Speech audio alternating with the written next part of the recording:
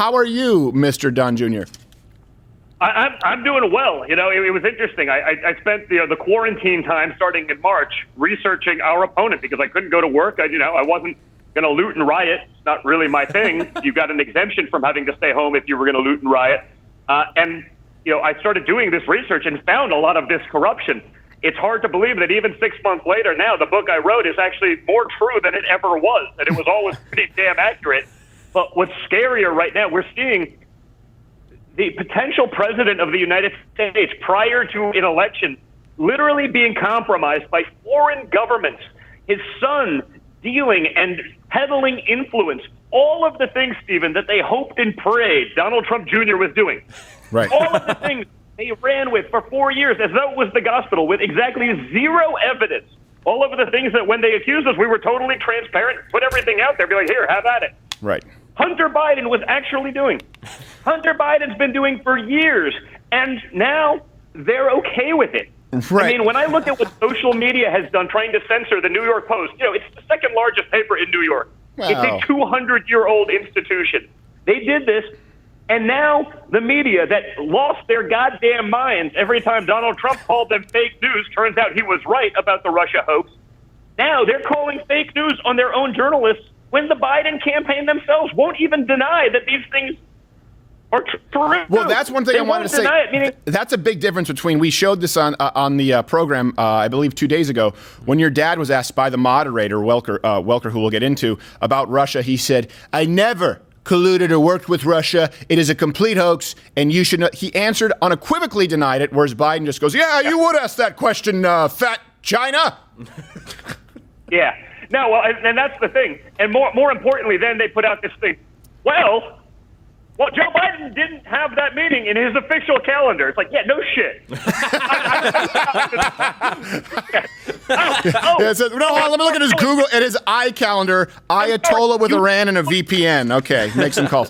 Yeah, you didn't put corrupt meeting with oligarch paying Hunter million, who's holding millions for Joe, in the official White House calendar. But the fact that the media hears that, not the question that was asked, by the way, but they hear that and they say, oh, this is freaking wonderful. Joe's clear. Right. Joe's clear.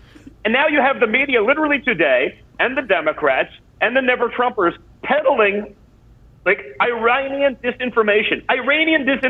They're like, let's just send it out there because it hurts Donald Trump. Well, can I clarify something here? Because Iran try to hurt Donald Trump. I mean, think about how insane this is. Yeah, and that's something that's important because it's been misrepresented. They've tried to say, look, the Iranians actually were sending and Russians are disseminating this disinformation campaign, trying to intimidate voters. No, hold on a second.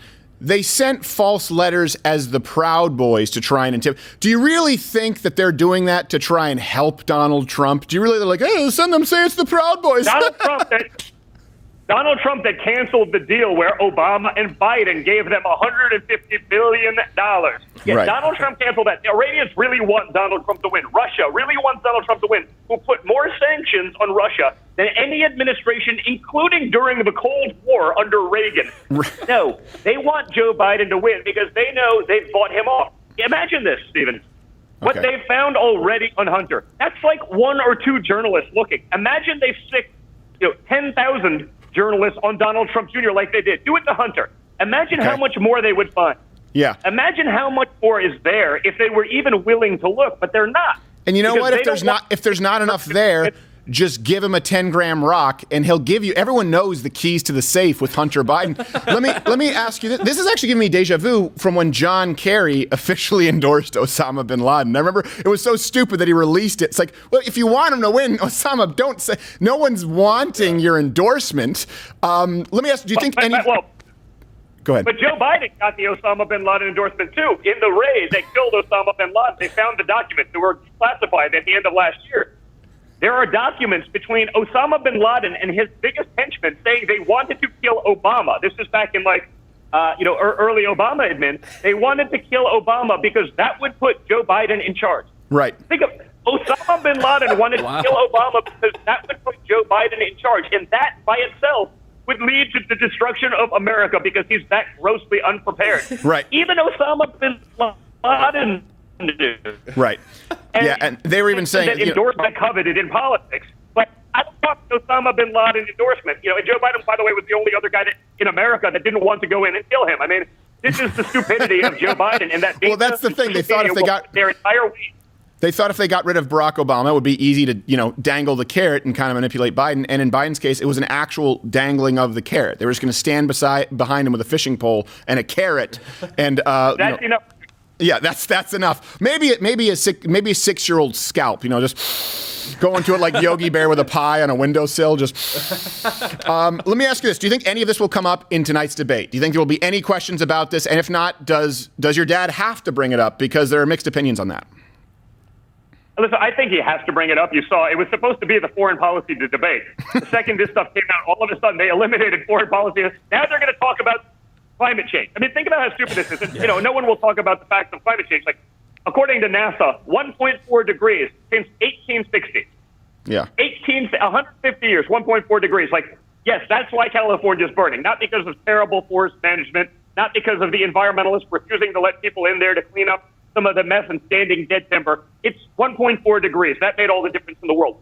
It shouldn't surprise us, though, anymore, Stephen. You saw the last debate, right? The last moderator was supposed to be this great guy, totally impartial. Turns out he's a Joe Biden intern. He's sending never-Trumpers what he thought was a DM. Turns out it was just out on Twitter. What should I hit Trump with? Then he lies about it and says that he was hacked. No, wait, who are we talking about? Hacked. And Steve Scully, that was for the second debate. Right, okay. Yeah. Right, so he lies and says that he was hacked. That was for what was supposed to be the second debate. So I said, okay, well, if he was hacked, he's the moderator of the second debate. That could be Russian interference in our election. Well, you know Why what? don't you report it to the FBI? Well, that was a lie, too. And it should. This one tonight is a former Biden administration person, and Obama administration person. So I'm not expecting fairness. And when I see them trying to eliminate the topics that would be dangerous to Joe Biden, like selling out our country, right? It's me all I need to know. And I'm a little nervous because Steve who you're talking about, but same thing with Kristen Welker. The fact that she's been pinned with Biden's high school ring. A lot of people aren't talking about that. Seems that should be more of a story. But let me ask you this. Well, foreign policy, listen, the reason I don't want to discuss that is because we have no new major wars. Donald Trump is the only president in modern American history to do that. And hey, some actual peace in the Middle East. That got no coverage. That's one of the biggest peace treaties it's the biggest one that's happened in my lifetime between Israel and the UAE. And this is obviously the economy, foreign policy, which they said would be Donald Trump's weak suit. Remember when they were asking about the Arab Spring and these kind of trick questions? Turns out you don't need to be a political hobbyist to actually get things done. And it would be irrefutable that Donald Trump has done more for criminal justice reform and peace in the Middle East than any president in modern history. It's just not even up for debate. I don't even think Van Jones tries. No, they won't even, the problem is they won't even discuss those sort of things. If it's good for Donald Trump, they'll pretend it doesn't happen. I mean, Joe Biden's going to fix racial relations in America. I go, why do you wait? 47 years is a long time to build up, right? I mean, you've seen that. You have guys on your show. It takes a little while to get them loosened up, like a minute. Right.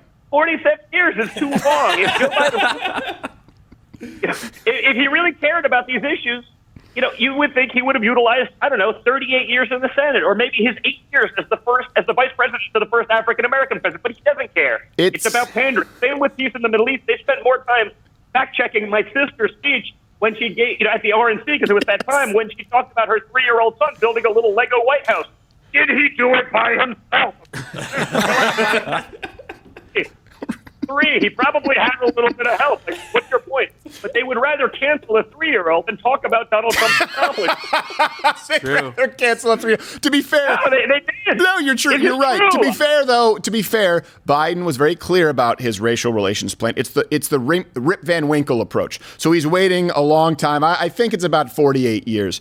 Let me ask. He doesn't want his kids going to school in a racial jungle. I mean, yes, we've talked about that ad nauseum. Racial jungle. It's like, oh my God, I can't believe it. If anyone in your family said that. This is a guy that was buddies with every segregationist to ever walk the halls of Congress, and not just friendly. He eulogized them at their funerals. Joe Biden has no basis on this. His crime bill, everything. Donald Trump reversed the disaster that Joe Biden did to those communities, and yet, according to the media, Joe Biden's going to finally fix something after half a century. It's mind-boggling. Right. Well, it'll be good and then he took a big steaming dump on Clarence Thomas. I'll never forget that. A lot of people don't realize, you know what turned Andrew Breitbart, who was kind of my mentor, you know what turned him into a conservative? Was Clarence Thomas. He said he tuned in to watch them nail this guy, and by the end of it, he said, oh my gosh, they're going to crucify this guy, and he's innocent. That's what turned him into the Andrew Breitbart that we knew. Let me ask you this. Do you think that it may actually be, and I know, listen, I'll talk with Ted Cruz about this too, but the debate commission we know is unfair. We know that it's biased. But do you think there may be a silver lining there for Joe Biden to have 2 minutes all to himself? By the way, without question, I think that was probably what I would have wanted more out of the first debate, which is, the problem is Joe Biden got 2 minutes to lie, so Donald Trump then had to kind of correct the record, and they were both interrupting, and Joe interrupted first. But the reality is this, yes, there were times where I'm like, no, just let him talk. Just let him talk, because this guy got, he can't remember what state he's in 50% of the time. If you give him unfettered talk, we should just cede all of our time and let Joe Biden talk for 2 hours. Yeah. Because that won't work out well for Joe Biden. Anyone who's watched him try to give a speech publicly has seen that. I mean, even teleprompted is a disaster. That's hard to believe because, again, after half a century in the D.C. swamp, you'd think you'd be able to read the teleprompter, but even that's a challenge for Joe Biden. Well, he has myopia.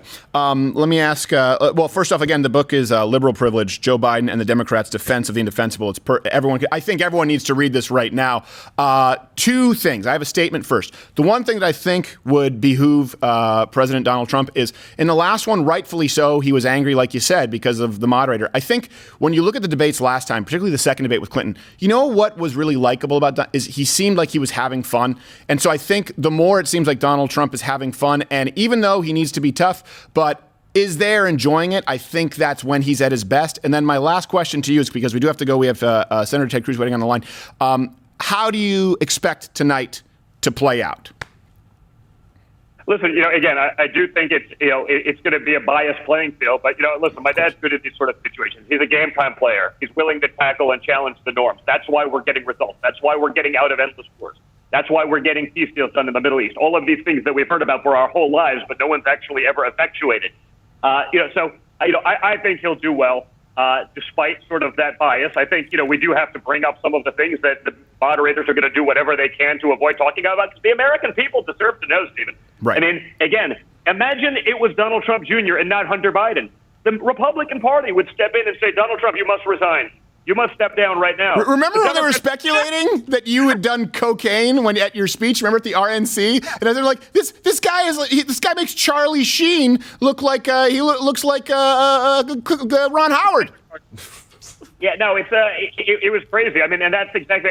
I think you have me confused with Hunter Biden, but they won't talk about that. Right. Again, if I returned a car with a crack pipe in it to a rental car agency with my ID.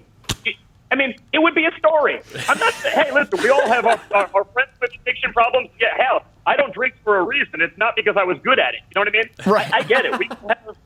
No, it's true. I'll call a spade a spade. We all have but I have a feeling that I wouldn't get the sympathetic view of those kind of problems, especially not if I was selling my country out for millions of dollars, especially if I was making millions with no ability to actually do that. You think the Chinese gave him $1.5 billion because he was a great investor or because he was compromised? No, I think of course it's because he was compromised. You can't look at his record. If I was hiding for years from child support payments, you think I'd get the benefit of the doubt and say, No, I don't think you would get the benefit. I wouldn't give you the benefit of the doubt because I don't give anyone the benefit of the doubt. But that just shows the arrogance, right? Joe Biden just thinks he won't answer the questions. He doesn't deny the authenticity. But if he doesn't answer the question, the media will carry his water. Same thing with the arrogance of Hunter Biden leaving a crack pipe in a rental car. If I smoke a cigar in a rental car with a scenic view and the windows open, I put in some kitty litter and baking soda and some Febreze because, I don't want to get hit with a $250 bill. But we do have to leave it on that.